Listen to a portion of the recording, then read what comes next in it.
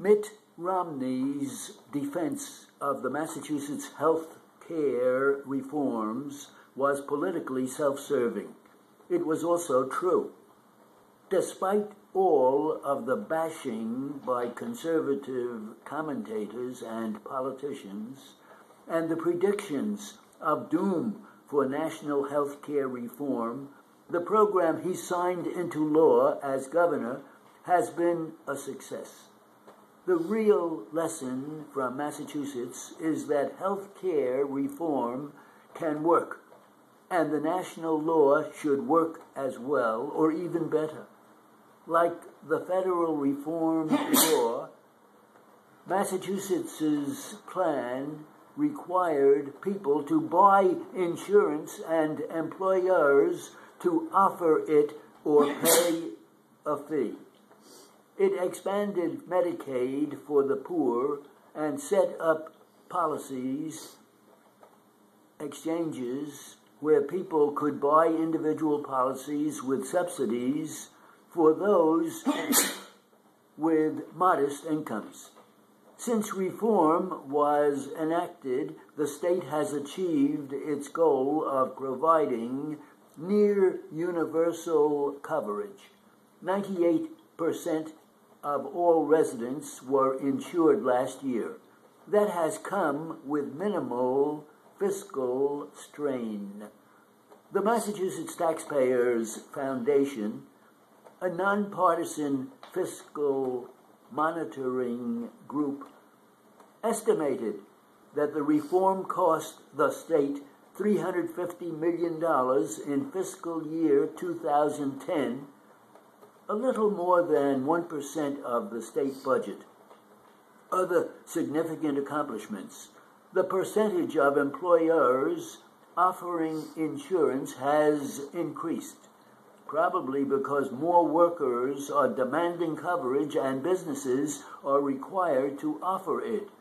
The state has used managed care plans to hold down the costs of subsidies. Per capita payments for low-income enrollees rose an average of 5% a year over the first 4 years, well below recent 7% annual increases in per capita health care spending in Massachusetts.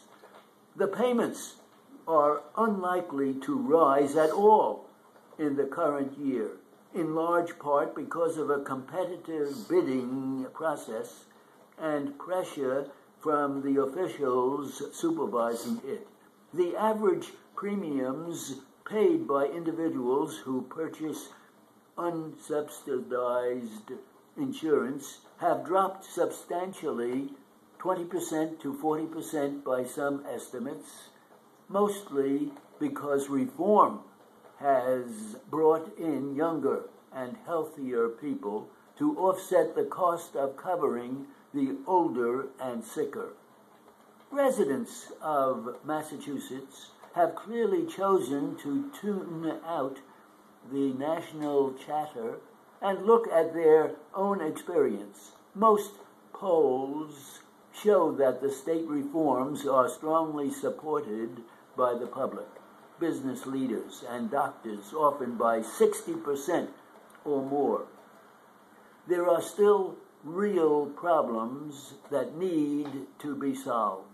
Small businesses are complaining that their premiums are rising faster than before, although how much of that is because of the reform law is not clear. Insuring more people was expected to reduce the use of emergency rooms for routine care, but has not done so to any significant degree. There is no evidence to support critics' claims that the addition of 400,000 people to the insurance rolls is the cause of long waits to see a doctor. What reform has not done is slow the rise in health care costs. Massachusetts put off addressing that until it had achieved universal coverage. No one should minimize the challenge, but serious efforts are now being weighed. Governor Deval Patrick has submitted a bill to the legislature that would enhance the state's powers to reject premium increases, allow the state to limit what hospitals and other providers can be paid by insurers, and promote alternatives to costly fee-for-service medicine. The governor's goal is to make efficient integrated care organizations the predominant health care provider for 2005. The National Reform Law has provisions designed to reduce spending in Medicare and Medicaid, and, through force of example, the rest of the health care system. Those efforts will barely get started by the time Massachusetts hopes to have transformed its entire system. Washington and other states will need to keep a close watch.